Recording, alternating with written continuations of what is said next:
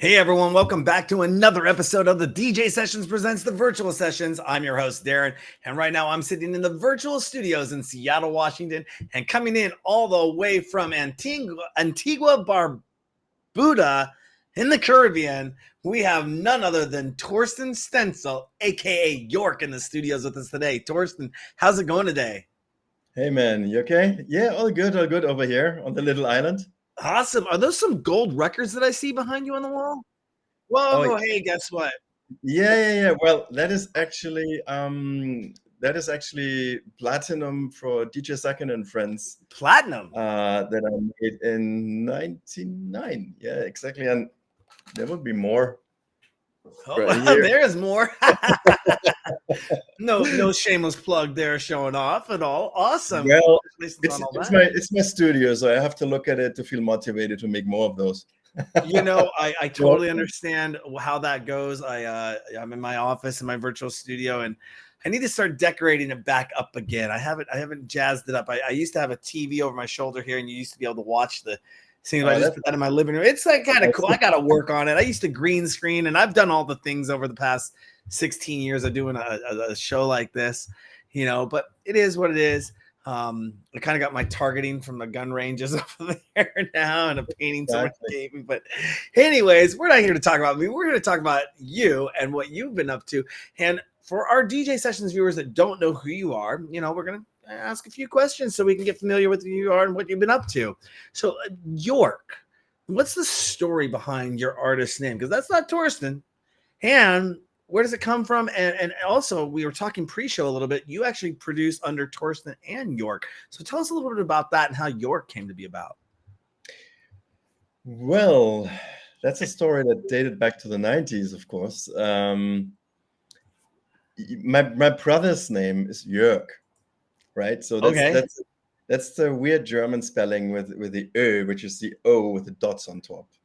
And so this is really funny because I made music many years before I drag him into the studio. He plays pretty well electric guitar, and at some point I was just producing a chill, a chill track. I would say it was kind of relaxed, like you could say Balearic chill sound, Balearic trance. And I thought, oh, guitar would be nice on this one. And it was kind of unusual to use a guitar on a track like that. So I just asked my brother, and he was next door, hey, bring your guitar, let's try something on this backing that I made. And he wasn't much involved in my music. He did his own stuff, but yeah, then he came and he played on it, and yeah, I chopped the guitars together, and it turned out to be a really nice track. And I said, you know what? Let's release this on my label. Back in the day, I was very active on my label called Planet Love Records, which I started in 1993. And so we made a vinyl pressing, pressed the track, and just released it. And it had a different name back in the day than the name that came up later. So we released this track, and many DJs started to play it. And it was called York, Big Brother is Watching You. Quite a weird title. Until a quite famous DJ, still active, very active today, Tala 2XLC. He messaged me. He had a big label, much bigger label than my label back in the day. And he said, like, hey, I really love that vinyl. I play it a lot, and it's in my sets. And can we distribute it and release it on a bigger scale for you? So he basically carried that track to Sony Music. And then he said, like, Big Brother is watching you. Sound so negative. Why don't we call this The Awakening? And I said, well, that sounds beautiful. So much better than my original title. And we re-released this track on his label and Sony Music about a year later after, and it smashed into the UK charts with a remix. And we were like, wow. Of course, the question came up, so how do you call this? And so now this is the most funny part of that. So my brother has this Russian colleague, and he cannot say the correct pronunciation of Jörg. So he always say York. So I was like, you know what? Isn't he always calling you Jörg because he cannot say Jörg? It's like, yeah, that's our project name. So that's how it came. That's why it has nothing to do with New York. It's literally this guy, this Russian, cannot say Jörg properly in a German way. Yeah, so I took that, and that became the name, and since over 25 years, it's called Jörg. Wow, that's an awesome origin story. I mean, I mean, it's funny. Sometimes people ask me, how did I come up with the name of the DJ session? And gosh, 16, 17 years later, I think I still remember how that came about. But yeah, that's a very interesting story. I mean, that's some hidden Yep. gem stuff that's out there. Now, you lived in Ibiza for a long time back from, I mean, your first, I mean, you lived it back in 98, so almost 20 years, 20, gosh, 27 years ago? Okay, I guess that, am I dating my, dang. Well, you still look great. You still, it must have been the Ibiza times that kept you young. But you lived there full time, and I'm sure you've seen the transformation over the years. Do you ever get a chance to make it back there from time to time and play out there or visit there? Yeah, you know what? I mean, I lived in Ibiza in the 90s. I moved to Ibiza in 97.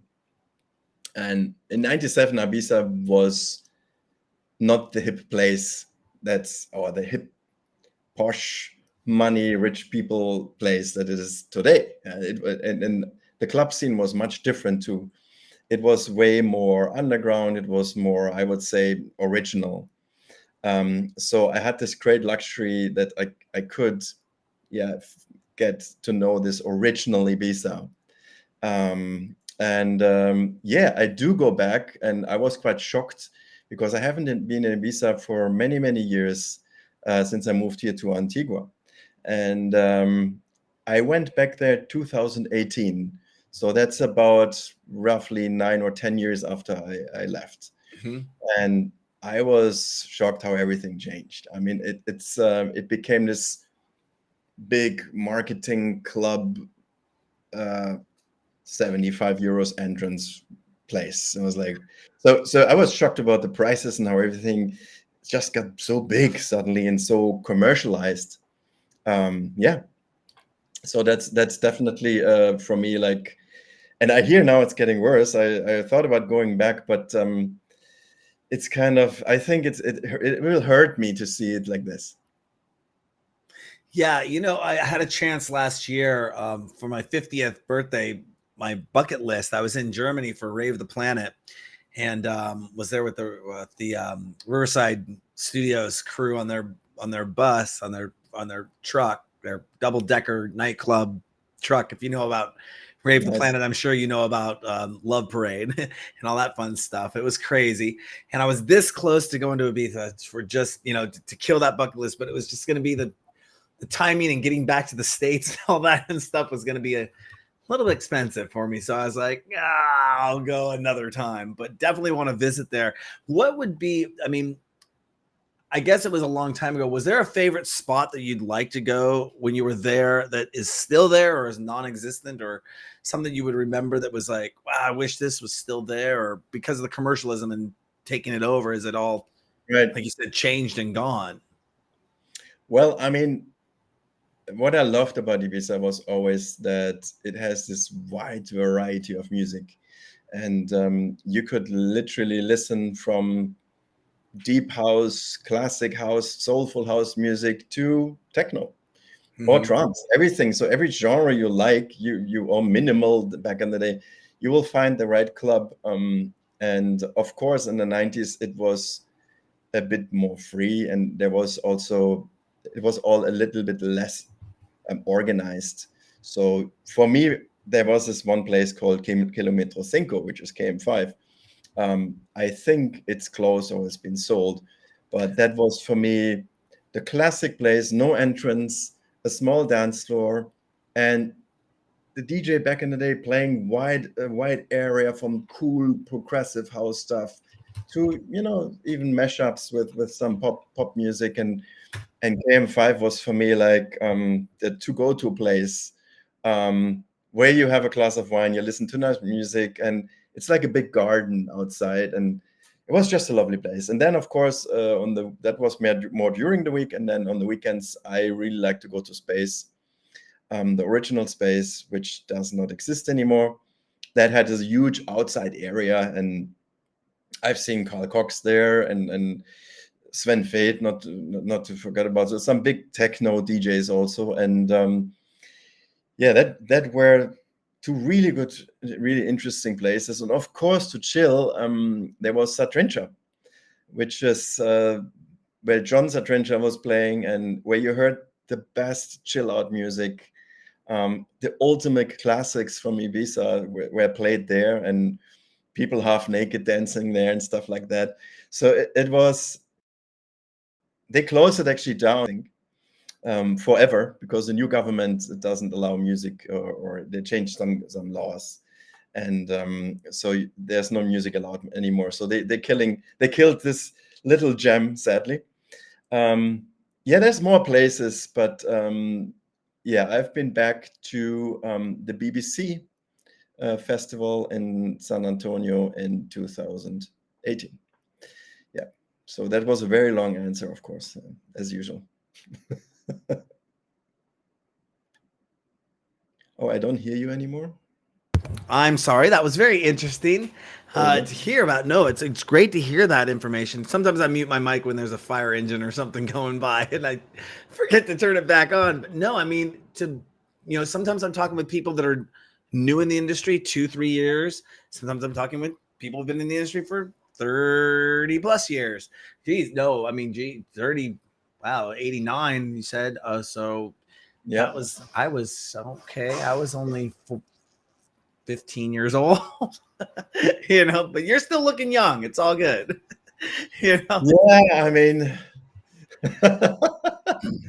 I live a different lifestyle nowadays than when I started hanging out in the clubs and producing DJs and was a young guy. That was different, because I have a producer background, so DJing wasn't really my thing. I produced DJs. So today you would say ghost producer. I wasn't really ghost producer, but my name was only in the credits, and I worked with about 17 different DJs. So I never had this really big DJ life. They went to party, and I went with them. Maybe that's also the reason why I'm still a little bit more fresh with turning 55 next year. So I'm quite happy. I think I aged okay. Whereas some guys, who are partying for 25 years, they don't. So I know all about that. And you mentioned 89. Your first release was in 89. I mean, I didn't start really getting into electronic music until about 92 myself. And you mentioned you were producing and back then, and kind of more of a back end ghost producing. I totally understand. That's a term that was. I mean, when did the term? Do you think? Did the term ghost producing actually start to come about? Was it when the internet, when people started going digital, mainly because you wouldn't really know? Like you said, you'd get a credit on the back of the album, but people would look at the album and be like, "Oh, this is co-producer." So that's the only way you could know. Nowadays, I mean, if you got a credit on the album, but back then there was no way to track it digitally to know, hey, that was me on that white label that made that. And how would you prove it? How would you, unless you had like a signed contract or something? It's also very interesting now, if you, in this Spotify, Beatport world and Apple Music and you name it, we are living in, it's also the complete opposite back in the day. So back in the day, it was, if you were a cool producer, you try to hide your name. So you make it difficult.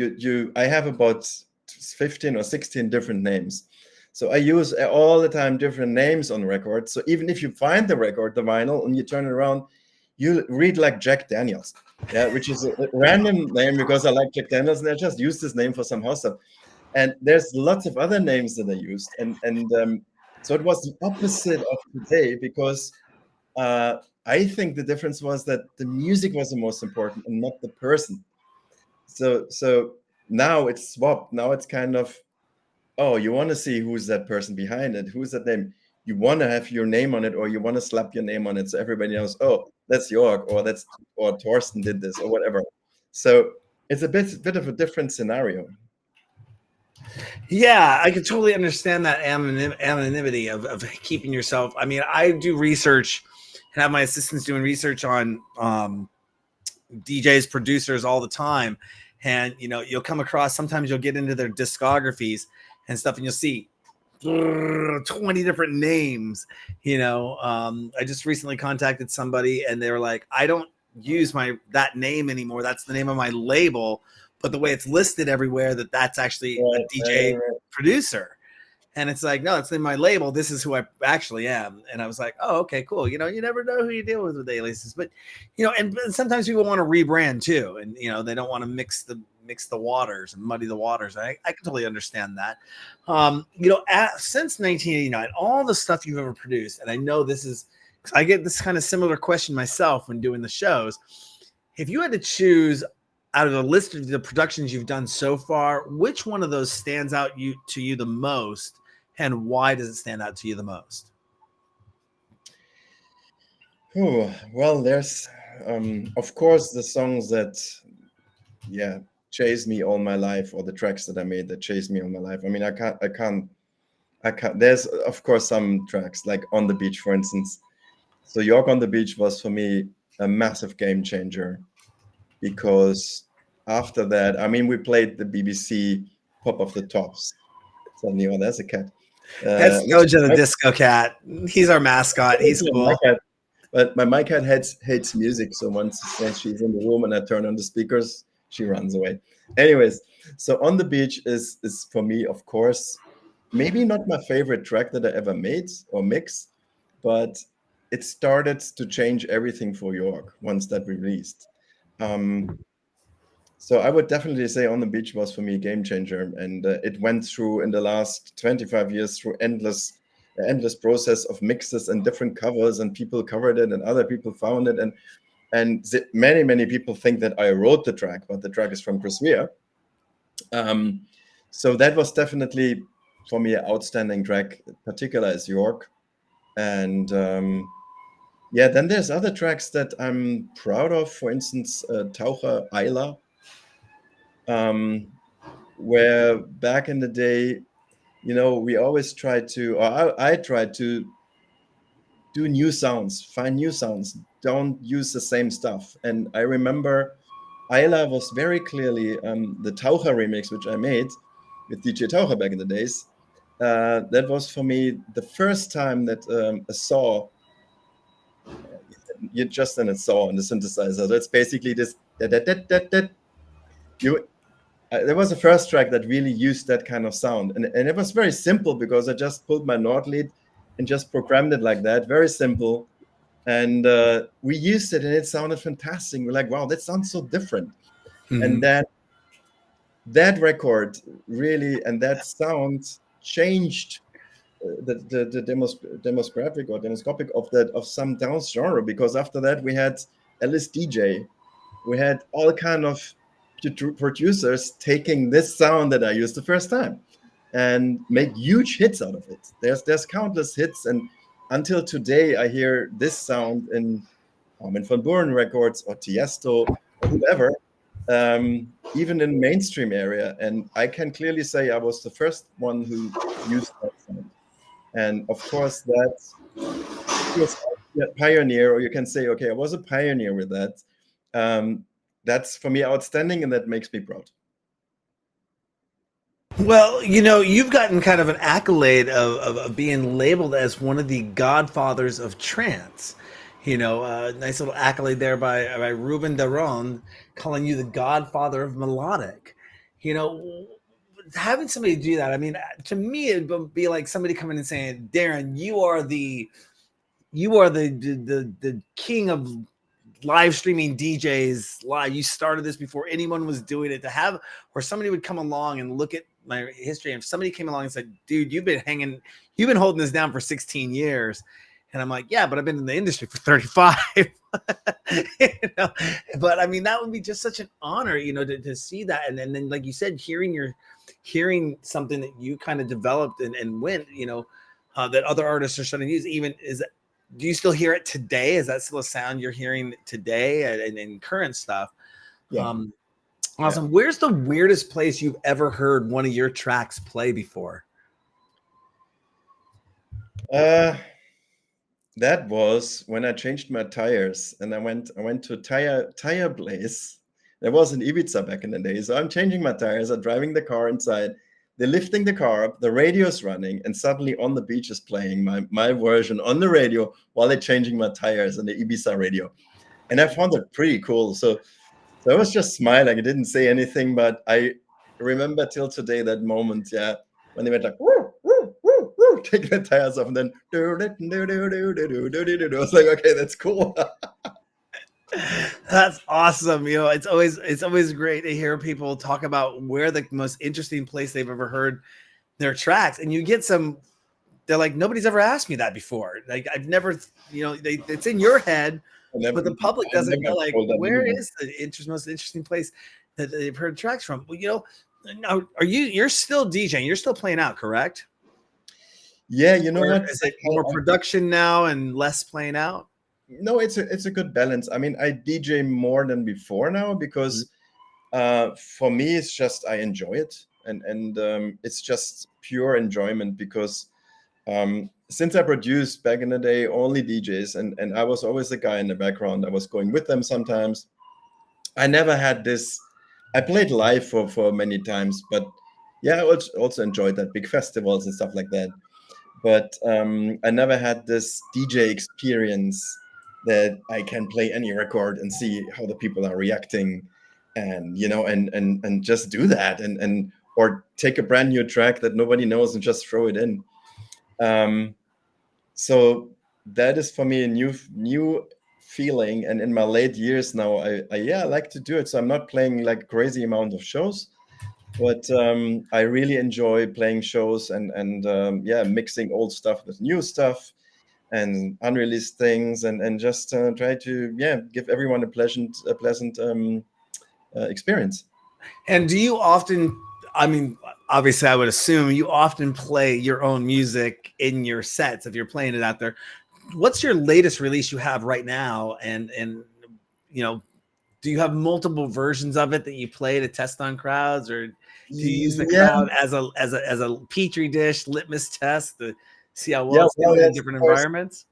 Yeah, well, I mean, basically, it's I have the early versions usually, and then when I play them, I kind of check it how it sounds, and then I do my adjustments. So for me, it's like I'm literally testing it when I play it, and then I see, oh, this is good. They love this, or the kick is maybe too hard.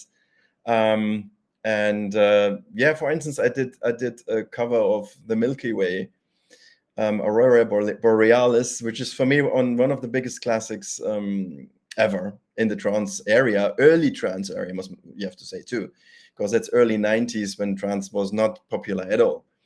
And but for me, it was not playable in that mix. The kick was too weak. It's too boring, the arrangement. So that's why I made my own mix, and I didn't plan to release it. And then I played it this year at the Bootshaus in Cologne, which is World Road German's best club, yada yada. And I played it, and I see all the arms up, and they're all like whistling. I was like, oh my god, they love this. And yeah, then I was running to some record labels till it got signed, and it's a release now and has almost 200,000 streams, so it's nice. There you go.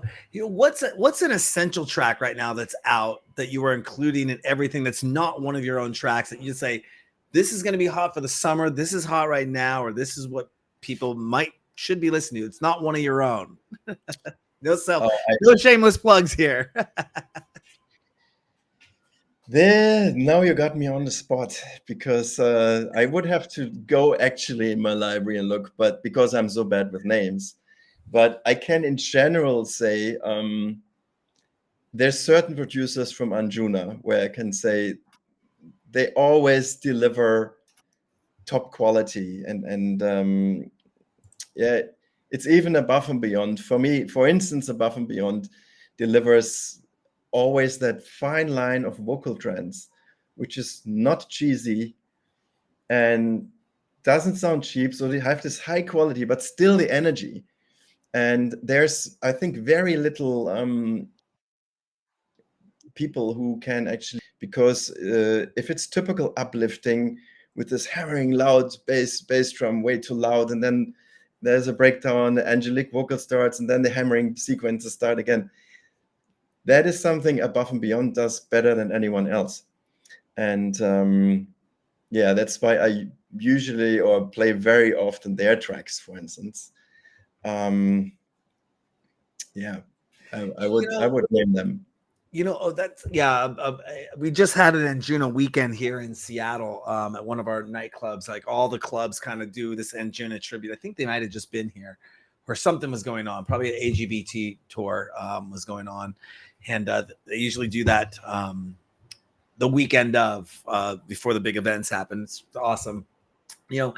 You're growing up. I mean, I'm going back. Let's go back, 30 years in the industry. 89 when you started out, and you were probably going to clubs and stuff. I started in 92-ish. I was going to nightclubs, but it wasn't electronic music nightclubs. And, I remember back in the day that the DJs were not necessarily part of the main show, at nightclubs or dance events. And now they're looked at as like the rock stars. This has been going on for 20 plus years. I mean, late mid and late 90s is when I started seeing it in the nightclubs. The DJ was put center stage, up on the stage, and they were the person the crowd was playing to, but I remember going to nightclubs and the DJ was up off a booth up in the corner. You didn't really see them and you were just dancing in the club. Do you think because of that paradigm shift that it's taken away from that kind of away from focusing on the dance? And this goes into technology advances too. I'll get into this in a second. But do you think DJs should go back to maybe being just part of the overall, kind of not in the corner, still given spotlight, but like part of the event rather than being the main center of attention at the event? What's your thoughts on that? Well, I kind of think it's too late for that. Yeah, that train left the train station a long time ago. That's true. So we're so far until DJs are the new pop stars and everybody. And, like you said, back in the day, you weren't even knowing sometimes who's playing. You're going to the club and there's amazing music and you dance and you have a good time, but you don't even know who's the DJ, right? Only if you're like, oh, let me go to the DJ booth, actually find out who this guy is because this is really good. Now, exactly. But now most of the lights at the club, the biggest laser is on the DJ. The biggest light is on the DJ. Yeah. And the dance floor gets some lights too, of course. But there's always, they make sure there's this, bang, this is a DJ. And then there's this small LED wall, like 35 foot behind him, which tells you the name. So, yeah, I think that is too late now. It's culture now that changed. It's not the same anymore, and now the name dropping is why people buy their tickets while they go somewhere. I'm so surprised that a lot of DJs don't do this. I was huge into QR codes in 2010. I was trying to tell people this is going to change the world. It's going to be the most coolest thing. And people were like, you're insane. What is a QR code? What do you mean? I have to download an app to view this thing and it takes me to the link. And I'm like, no, you got to understand where this can go. That I've told up and coming DJs that if you're going to get that stage time and they're going to put your name up there, that's great. And everyone's pulling out their phones and they're trying to record the show or take pictures of it. I said, hey, why don't you get some extra, publicity for you and put your name on the front of your shirt, but then on the back of your shirt, put your QR code. So when you get that moment, you turn around like this. And everyone takes a picture of your QR code that's on the back of your shirt, or make your logo a QR code and put your name in the middle of the QR code. And that way, when it's up on those big LED screens and everyone's up there, it'll automatically activate their cameras to say, take them to a link. And maybe you get a free track or something, have a recycled page. I like that. You're getting some marketing out of it. And I'm sure Insomniac and Live Nation probably wouldn't allow you to do something like that. But at these smaller nightclubs and venues, if they do have the video walls, it's like, hey, that is my logo. And instead of having somebody type in a website or search my name, it can take you right to a landing page, which could be a link tree. It should be a web page. But, no hate on Linktree. I just wish people had, taken an extra step and bought a domain name and got a website. But that means, and then put their link tree on the website. Exactly. But just looking at ways that people could take advantage of marketing in different ways like that, and being up on that stage and using the spotlight to further their career would be awesome. But you come into play. We started doing all this. You started doing this. There wasn't social media.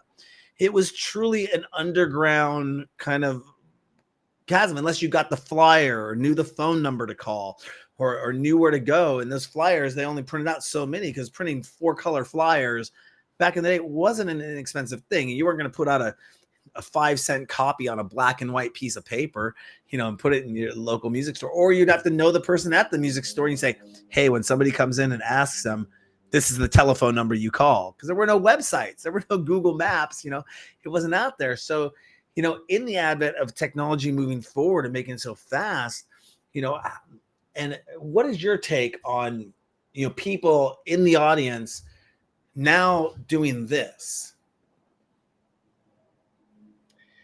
And as opposed to where it's back in the, you've seen the growth, the change. I know I probably have a good take on what you're going to say here, but it's a lot of people don't understand what they're taking away from the actual magic when they're doing that. And what's your take on that?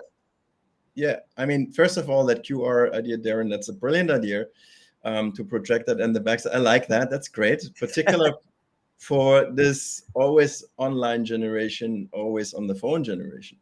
And I want to say that sometimes when it's too much with the phones, I think, okay, use your eyes as your camera. That's your camera now. And your brain is the recorder, or your brain is the record button. Just look at this. And it's also, sometimes you look through the phone and you have this very limited view. If you look through your eyes, you have this amazing, almost 190 degrees angle that you see one time. The phone can never capture what your eyes can capture, and the colors and everything together. So for me, and the audio, don't forget about the audio. Well, for me, this is all, I like to put the phone up sometimes to just record 20 seconds and then it's going. And I think it's important also that the audience, if they feel like, oh my God, I'm so emotional touched, they put the phone up and they film something and they put it up on Insta or TikTok. Why not? My God, that's our generation. That's how people memorize things, is just online. But I'm really against it if it's only just phones all the time. And I see particular events where for about 2 hours all the way through, you just see phones. And then the problem is also that nobody really dances. And I've seen this people, once the phone is off, they just stand there, and then the phone goes on and they film themselves and they suddenly start to party, and you're like, oh man, we're having the best time. Once the camera goes off, and they're like this. So it's all very fake. And I prefer definitely phones away. Use them for your memories. Otherwise, here, your eyes are your recorder and your ears. And that's how you should remember things. And that's for everything. It's if you jump from an airplane, or if you ride a sailing boat, or if you do anything crazy, or on a motorbike or whatever, whenever you use your phone, it's just so limited. That's what I think. You brought up oh gosh, I was going to go with a really great question. I had something for you. Now I completely forgot about what it was. But that's okay. That's definitely. I've heard people, I was going to go off of, it was rumored, or there was an article years back about how Apple was going to include an infrared device into their phones, into their devices. And if the venue sent out an infrared beam from the stage, that the moment you went to go like this to record, it wouldn't let it say, sorry, cannot record this. It won't let you record. That infrared sensor would pick up and you couldn't record. I don't know if it would stop it from taking pictures, but it would definitely stop from recording. And there have been events where, there's a device out there people can get for shows, and you drop your phone in a bag and it closes with a magnetic seal. You can't open that unless you go past, and then they open it, let you take your phone out, or just smaller events, checking your phone in at the door. Those have been, I wonder if we're going to start seeing more of that happen. Just from a logistical standpoint, you got 35,000 people or 250,000 people. How are you going to manage that? It's not going to happen. But I mean, that's another kind of dictatorship. We have enough dictatorship nowadays everywhere. So I think people should make their own decisions, not send out a laser beam so their phones won't record anymore. It's kind of that's nope. Star Trek. Stop. Yeah, That'd be fun. But who in all the shows and all the time you've been doing this, who would you say the most inspiring person is that you've ever met backstage, or that you've met? I'll widen that because you have years of doing this in the industry. Who's the most inspiring person you've ever met in the industry, and why did this person inspire you? I know there's a long list. It's a very long list indeed, because I'm doing over 34 years music now. So there's a long list of people that I met that are famous, not so famous. But yeah, let's say, yeah, it's a tough one. But one person that I met, and that is for me just the top of a musical genius, that's Mike Oldfield. So I produced this remix album with Mike Oldfield back in the days, 10 years ago, called Tubular Beats. And that all happened because I ended up in Mike Oldfield's studio in the Bahamas. And when I saw him working in the studio and how he plays guitar and how his fingers and his mind functions together, the coordination, and like, I want to say nothing is randomly, everything is like, the brain is like almost like autistic, organized. And I mean, that's someone who wrote Tubular Bells. I mean, just listen to that. Tubular Bells live Montreux Jazz Festival is one of the most sickest performances in terms of instrumental music or synthesizer music, and guitar. So yeah, I can clearly say he's one for me, with maybe Jean-Michel Jarre, but Jean-Michel Jarre was for me a little bit more boring with Equinox and that stuff. But Mike Oldfield is, with Kraftwerk on those guys, for me, the godfather, one of the godfathers of that sound.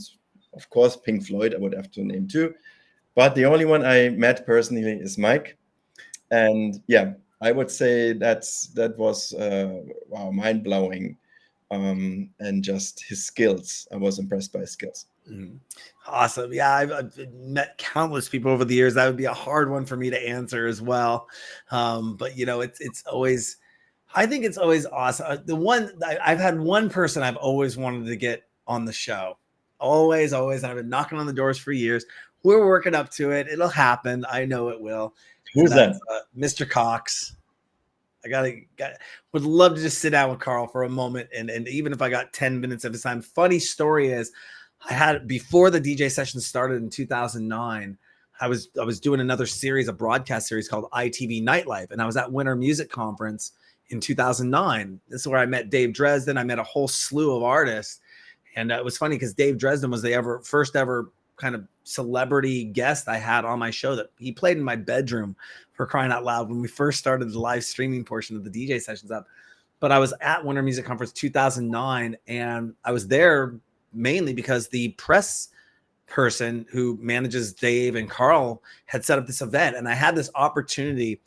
This is how naive I was. I had this opportunity to actually interview Carl. He was doing a special event in Miami for Winter Music Conference, and for some reason, I was like, oh, I'm not going to be able to make it out there because we had timing. We had another pool party or something we had to be to, and was invited to go to this exclusive party for him. It was a really big thing, and I didn't even know who Carl was at the time. But for some reason, it hadn't entered into my head. I didn't understand it because we were such a local show based on what was coming to Seattle and interviewing the guests when they came to Seattle and set up.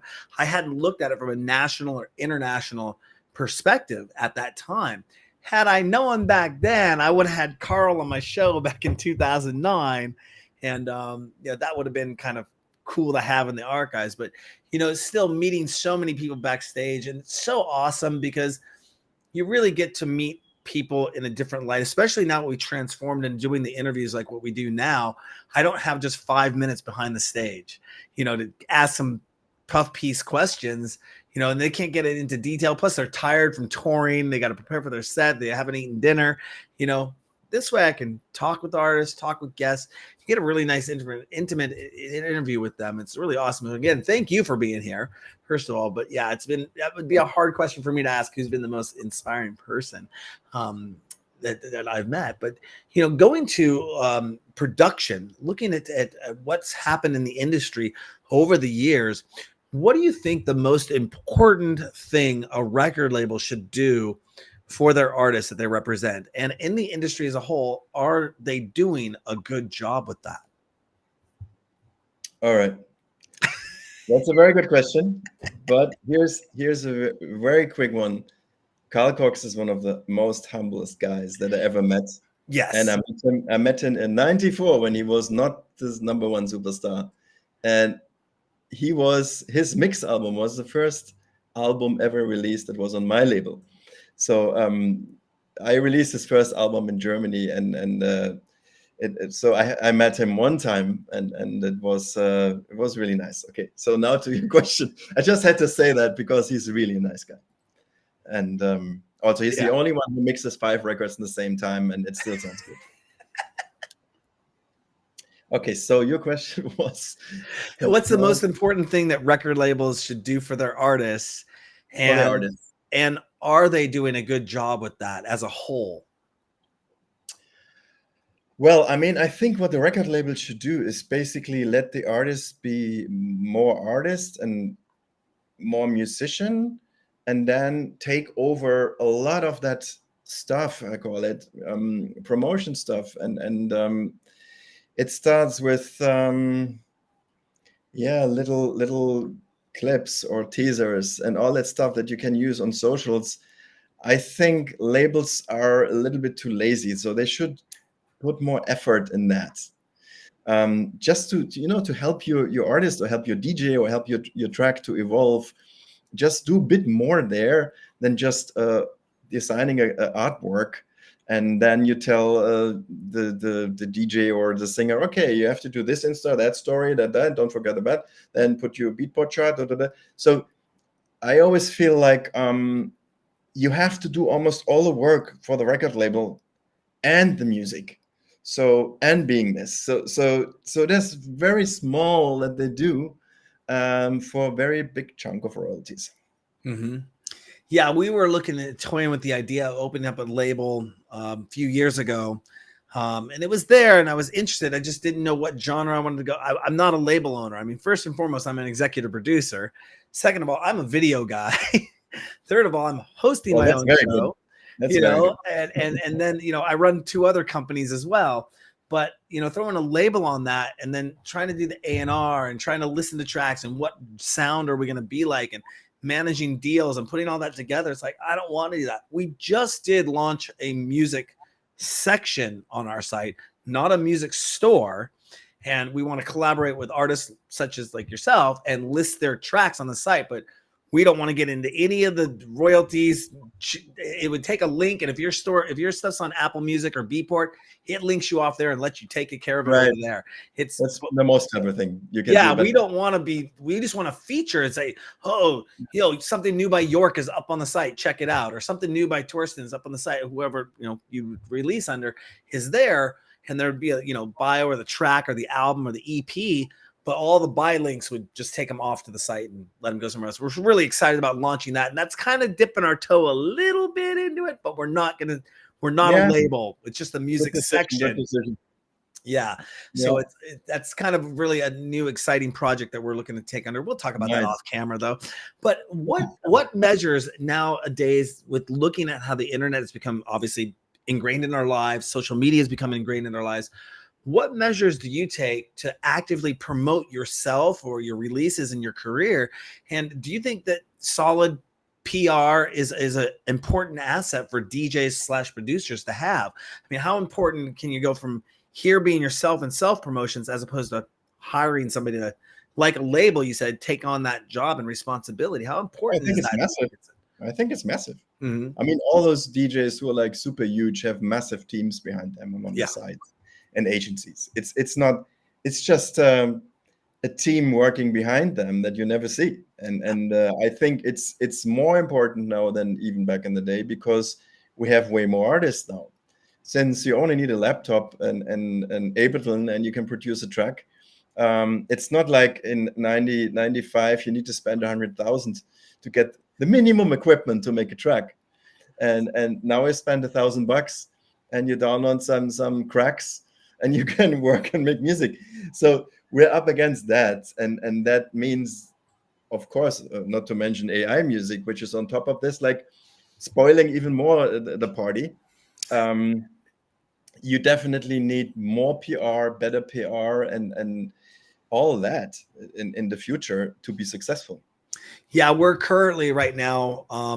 In the past, I was doing everything, but now I'm getting to that point where I'm reaching out to PR companies and saying, "Hey, how much do your services cost? What does a package look like? And what are we looking to do?" And that's just an important arm, because I usually pre-Pandy, I would give away 98% of the information that I had to help artists grow. If you need to know how to live stream, if you need to know this, that. But one of the coveted things that I would protect would be my Rolodex or my list of contacts. Right. It's just, you don't get access to that. I worked hard to build that up, and there's some stuff in there that I don't release to the public or let people know. But that on the flip side of a PR company, they're going to have those lists of direct contacts to the publications that we want stories on us done about, or getting in the mix or on their email lists or whatever. So it's huge, but it is costly. And I tell a lot of people getting into this industry, like you said, anyone can pick. It's not 30 years ago where you said $100,000 or $50,000 or even up until I'd probably say up until 2000, it might cost you $10,000 to get a decent electronic music studio up and running with a computer and the tracks and everything in there. And now you're right. Anyone with a laptop and Ableton can go boom and go download music tracks and packs and stems and all that and throw it in. And but when when I talk to people about that, it's like, let's say at any time you have 1 million people that want to start doing that. The difference that's going to set those people apart is, okay, if these people have the bare minimums and they're using their personal computer and they got a copy of Ableton, and great. But those people who have $10,000 are going to be here. Those people who have 50,000 are going to be here. There's people that are investing in it, looking at it like a business.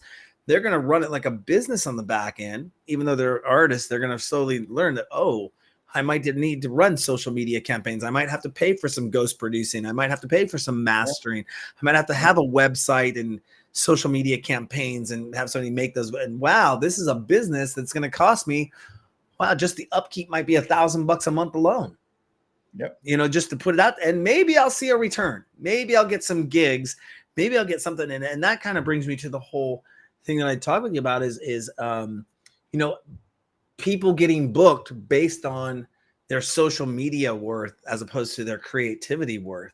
You have a lot of people out there that, oh, I'm going to book this person because they have 150,000 fans on TikTok or Instagram. And this person over here has 4,000 fans and did a phenomenal producer over here with very low social numbers, and brand new producer here with these numbers here. But are those real? Are they engaging? Or are they, how are they buying that? Are they using social media influencer to, push that? How? And that's all back end marketing discussion. You can point a finger at them all day, but it's kind of those that don't take active measures are going to be left in the dust, and that's, yeah. And there is an interesting thing I would say is, like, now you can kill me for that, but I would say the more talented and good producers are, for instance, the less followers they have, because they don't enjoy sharing little videos or doing this and that. They enjoy making music and producing, and that's all they want to do. So those with the 4,000 followers are probably those who make the best sound and credible tracks, but they're not the ones who would sell it, and they're not the ones who sell tickets when they play as a DJ. It's vice versa. It changed completely in the opposite. So you have to take also that money that you invested in your recording studio back in the day, you take that same money in your hand and invest it in PR, in campaigns, instead of equipment. So Yeah, that is the reality. Yeah. exactly. No, it's just, a lot of DJs start up and they don't think about that equation, or they don't think about their image and their likeness, or getting a logo made for themselves, or a website with their own domain name, things of that nature. I do business consulting sometimes on the side. I've been doing that for 25 years, and it's like, who am I going to pick to work? The professional image guy or the person who doesn't have things going for him? You got to look at it like that. But after all said and done, at the end of the day, do you ever sometimes get fed up with making and playing music? And how do you deal with that? What's the go-to that Torsten says, hey, I got to take a break from this? What do you go to do that? What's something off the charts that's not in your bio that you got to take a break from everything? Yeah, I have my phases, of course. I mean, I somehow take breaks when I, for instance, here. I mean, I have a good possibility here. I go to the beach. I go swimming. I go snorkeling. I go diving. I go out on the boat. I be on the water and just stare on waves and do this kind of things, And it's just like be for myself. Be quiet. Also, no music, and that's my recreation moments, and that's where I can recharge. Or I do something totally random. I mean, I plant some plants and I'm there with earth and pots and whatever crap like that. So I do suddenly some random gardening. So it's funny actually. But yeah, when you see me planting some stuff, then okay, he's bored.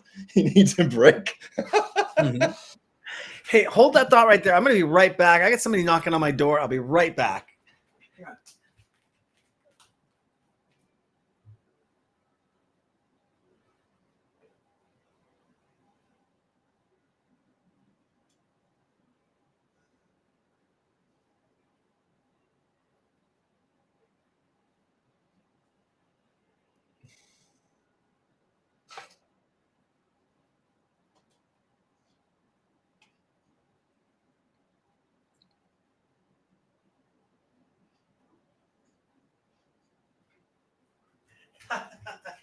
That was crazy.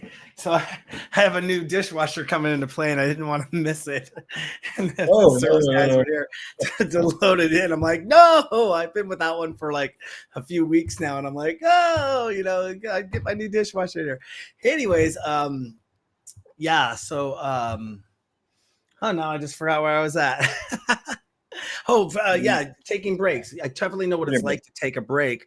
I just got off an 8.5-month hiatus, that I came back from Germany last year, and was my 50th birthday. And what I thought was going to be a few weeks turned into a few months, which turned into months and a few quarters. And it was like, I just didn't know where to go, what to do. And, the burnout is real if you just keep going all the time, or at least you don't pace yourself. And I had that happen in 2022 when we really ramped up production. And, I was doing the month after we ramped up production, I had like 49 interviews in 1 month. And it was from 9 o'clock in the morning to almost 5 o'clock in the evening, nonstop, 4 days a week. I was like, and then that went on for like 3 months until I went, whoa, wait a second here. This is way too much. It was great for the bump and my plan worked out, but I just had to scale it back, and your health is what you got to maintain. And like you mentioned earlier, you see people that have been out there in the party scene for 20, 25 years and starting to show, I mean, I'm 50 and it's not that I can't stay up partying. Will I go out in my local neighborhood and go stay out till 3, 4 in the morning now? No. If I go to Ibiza, or I go to London, or I go to Amsterdam, or going to Mexico later this year for a big festival, I probably will. But, I like to also kind of kill two birds with one. So I'm usually going there for work, first of all, to, do interviews, be part of the event. And then it's playtime. Yeah. So, usually when we go to ADE, it's the first 3 days is like Wednesday, Thursday, Friday, interviews. And then Friday night, Saturday, Sunday, and Monday, let's go party in Amsterdam, fun stuff there. Speaking of traveling, I'm excited to add more stamps to my passport all the time. I'm interested to find out more about, you're the only DJ and producer who's also a diplomat. What is that all about? Like, tell us how you got involved with that. And you're a diplomat for what country? Well, I'm undesignated for the Netherlands and for designated for Germany. I'm 6 years running the vice consulate in Antigua and Barbuda for Germany, and now also for the Netherlands. So that's basically my hobby. I always call it hobby diplomat. Um, and how that came across is the weirdest thing. I'm never in my entire life I would think that I am somebody who's wearing a suit and sitting at conferences. Um, but I do that from time to time, and then I become this different personality, which is the serious guy, and then we're doing politics and talking about all kind of other things. Um, that came across. Uh, I came across that when I was just asked when I wanted to extend my passport in the Caribbean. So I went to the embassy, to the German embassy, and they asked me, so how's Antigua, Barbuda? So you like? I was like, yeah, it's nice. Blah blah blah. I'm there for 7 years, and then they asked me questions, and they said, why don't you come and have a coffee with the ambassador? I was like, okay, did I do something? He said, no, it's good, it's positive. Okay. So I sit down there, and I thought, oh my God, you did something, And then he said, like, no, relax, all is good. I just want to meet you and say hello and see if you're maybe interested to become our man on these islands. There's like, yeah, why not? And that turned into 3-4 years process where I'm transitioning and then became the consul here on island. And yeah, since then I'm doing that job and yeah, help making passports, rescuing people who are lost or who whatever miss their planes or get sick. It's an incredible variety that I do now with music as my second job. But yeah, it's also a lot of fun and it's so different that yeah, I just like it. It just gives me a different vibe than just making music and sitting in the studio because it's something serious and I've never done anything serious. All I've done is music. Yeah, what's the population where you live at? We're about 120,000 here. And what about tourism? What does that bring in every year? It's huge. That's why I'm busy sometimes. Not I just was going to say. as a consulate because we have about over 1 million visitors, and then we have around between 4 and 6,000 just Germans alone on a cruise ship weekly. So if you have 4,000 elderly people running over an island and doing bicycle tours and stuff, you can imagine there's a lot of things are happening. Yeah. So this is basically also why I'm busy. It's not because of the people living here, it's because of the cruise ships coming, going from island to island, and wherever they stop, they let a lot of people off the ship, and then there's a lot of things happening. Now, you talking a little bit about family life and juggling family life, career obligations, and everything. Sounds like you got it kind of little dialed in. You kind of know when it's production time and when it's work time. You have a daughter, and I hope I'm pronouncing this. Her name is Aura. Aura. Yeah. Aura. Is does she enjoy what you do in making music? Is she, is she interested? Do you allow her to come in the studio and hang out with you and make music as well? Well, I mean, I have two amazing daughters. Oh, okay. One is Aura, is the big one. She's 24, and then I have a Oh, 14-year okay. old. Okay. Yeah, so we have a little one, it's not that little anymore. But of course, both of them grew up with music, and since my studio was always in the same compound of the living quarters of the house, of course they see DJs coming, going, singers coming, musicians, guitar players, you name it.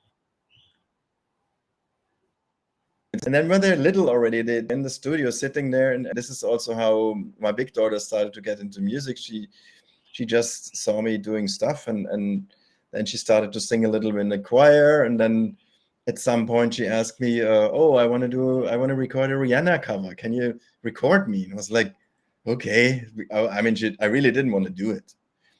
So because when you make music all day long, you don't want to do in your spare time music with your daughter, because you already have. I had my 8 hours or 9 hours, my fair share of music.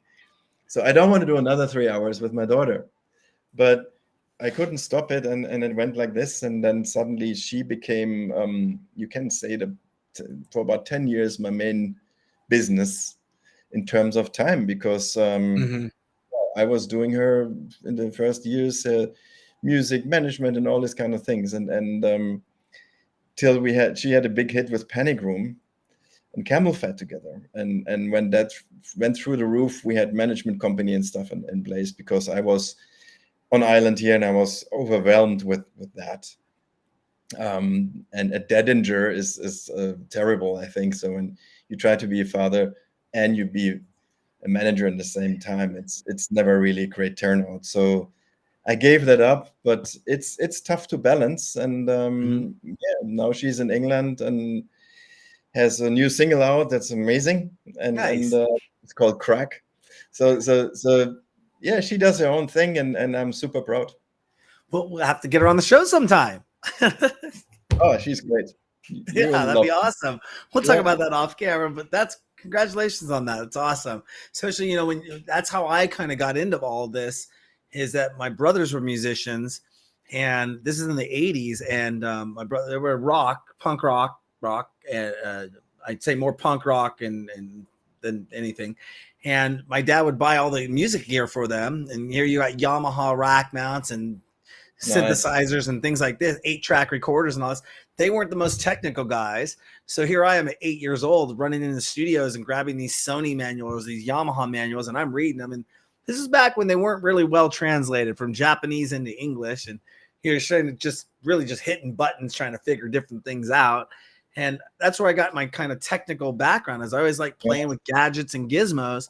And Yes. and then I got playing with dad's video camera at 6 years old, and making the home movies and stuff like that. So I got into video. They were musicians. I was like the video guy and the technical, and then later into computers, I guess you could say, by way of video games, mostly, mainly. But Nice. got into editing and doing all the video stuff. But yeah, it's encouraging that kind of stuff at an early age can definitely have advantages later on in life. As So let opposed me to ask you something.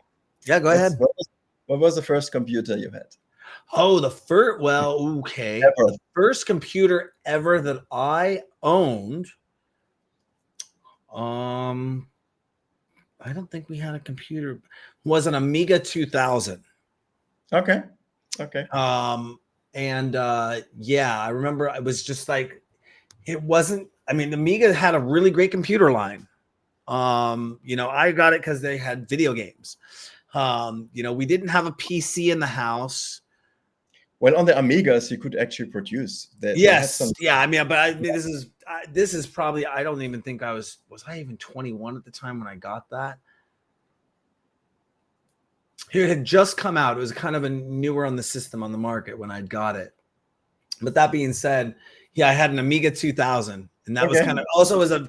It was also a computer you could use kind of for video graphics as well. I think because it had an output on the computer that was a video, like a yellow video output, a composite output you could put into a like VHS screen. And I started playing with that one of those in high school as well at 18 years old, and was like in the video production class. I was the one kid who knew how to use the Amiga computer and make Nice. graphics on it to put Nice. video graphics on the kids' computers, and that was kind of Exactly. cool.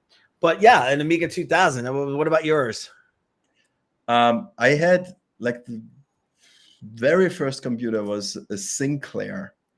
It doesn't exist anymore. It wasn't popular. After that, it was a Sinclair ZX81. It was a black and white computer with 1 kilobyte memory, 1 kilobyte. which is so funny if you think Was it about like it. this each time you want to do something? Floppy Yeah, disk one, floppy no, disk well, two. it has optional floppy disk. Oh, That one okay. thing you have to save everything on a cassette. So you have to put your cassette on, and then you would save everything on the cassette and then load it back in from the cassette. So that Oh, was geez. yeah. And then a Yeah. Commodore, and then Atari, and the Atari was the game changer, because that was the first one who was really good with MIDI triggering, so we could trigger the equipment properly in the studio. So it was the first time that did MIDI great. And yeah, Yeah, that was basically, something you mentioned MIDI, and people now know it like household term, but I was playing with MIDI in the 80s when it was like really just first out there, and yeah, people didn't understand what triggers and what you could do to do certain things. And I'm here in the studio, my brother's like wanted to kick my butt and beat me up, like, because you're playing with the expensive musical gear, but I'm like, you guys don't even know how to use this. I'm 8 years old and look what I can do. And they're like, exactly. how'd you do that? I'm like, okay, get out of my room now. Get out of the studio. So it was kind of cool stuff, though.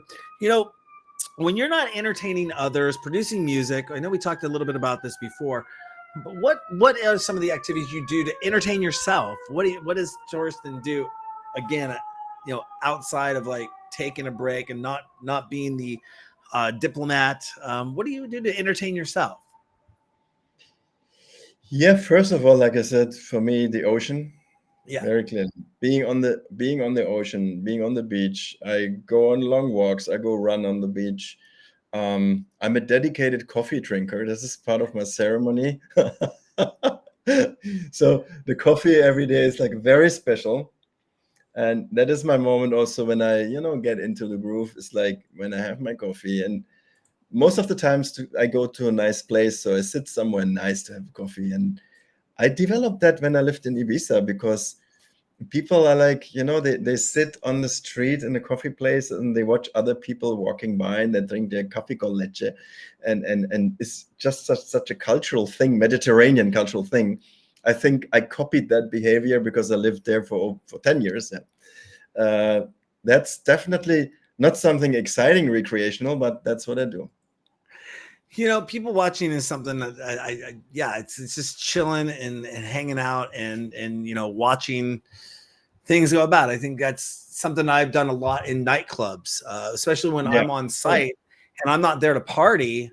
I'm there waiting for the next interview to come up. I'll kind of be out there at the event and I'm just kind of like feeling the crowd, just looking at the crowd, watching what's going on and what's happening. And like, this is kind of cool, just getting the overall vibe for it rather than, okay, now I'm out in front of the crowd and I'm stuck like this for 4 hours and going, That's Um, exactly. but yeah, no, I try to get out and I just bought a kayak, inflatable kayak. Really recommend those. They're fun.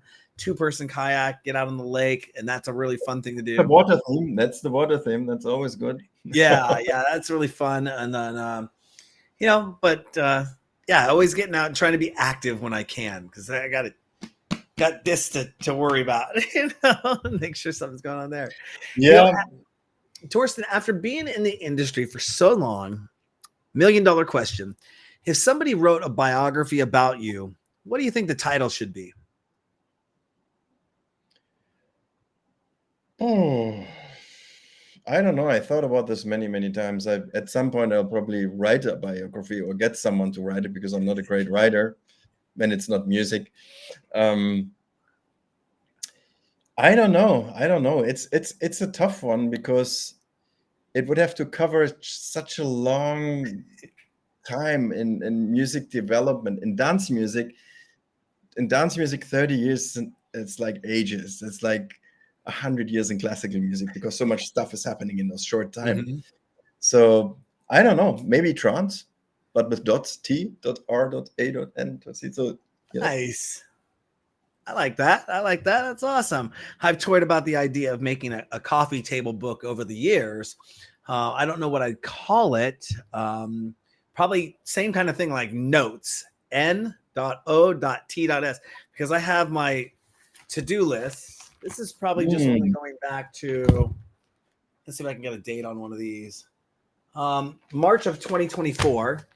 My to-do list. There you go. I got a whole couple of, but the thing is, I need my papers. It would kind of go in chapters or sections and have anecdotes or certain things, but there's a lot of keywords in there that only mean things to me, but what it takes to run a company on the background. I often say to people, if I put a camera, I could do a reality television show on this stuff alone and broadcast it 8-10 hours a day of people 100%. just think I turn on a camera, I'm interviewing Torsten. That's all I do. No, there's emails, there's planning, there's PR, there's marketing, there's social media, there's booking clients, there's sponsorship. There's so much more that goes on in the background of this, arranging trips, travels, all that fun stuff that people don't get to see. And my coffee book table would kind of be, like notes or to do. I might call it to do. And that way That's a it's nice like, one. this is my to-do list. This is what, and again, like you look at one of these and it's like, oh, what means something to me on this one? New Lane Insurance. Okay, well, that's pretty standard. Or Megan.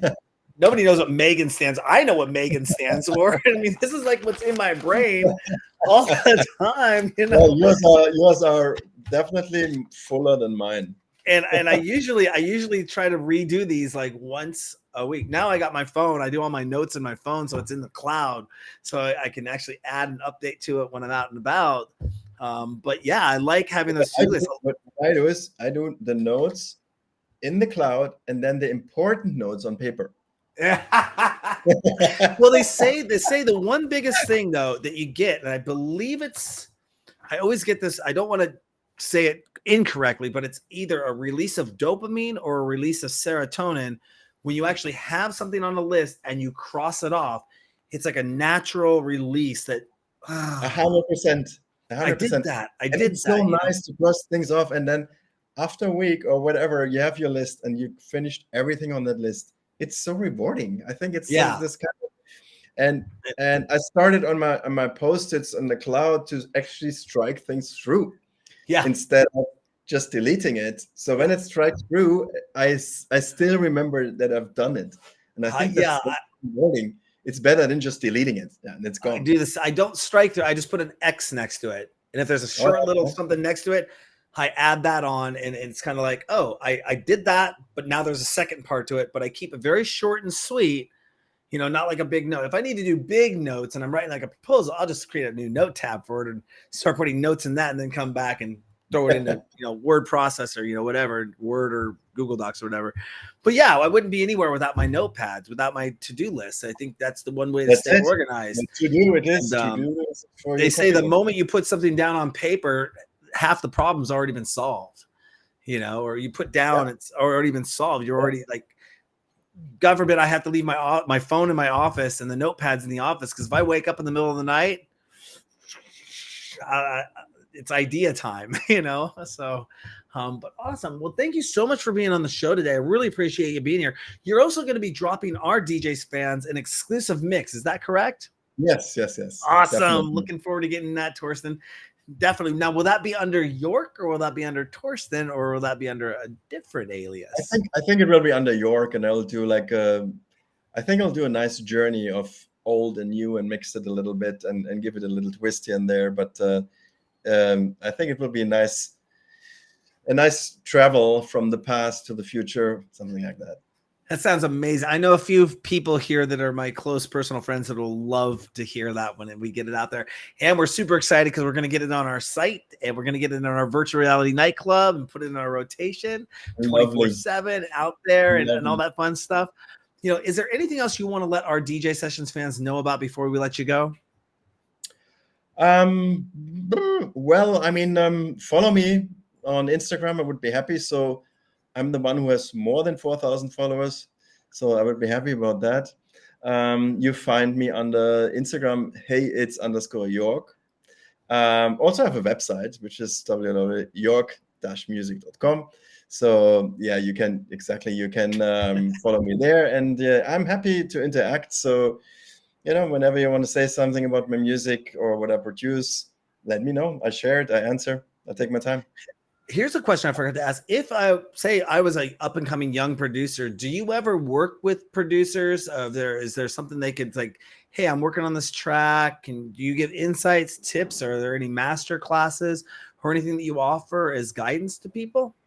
Well, I wouldn't have that time, but I definitely, for instance, listen always to demos, and I also helped newcomers getting a release, for instance, or pointed in the right direction, or give them some feedback. But I cannot sit there and do a tutorial. I mean, if I would have dedicated time for that.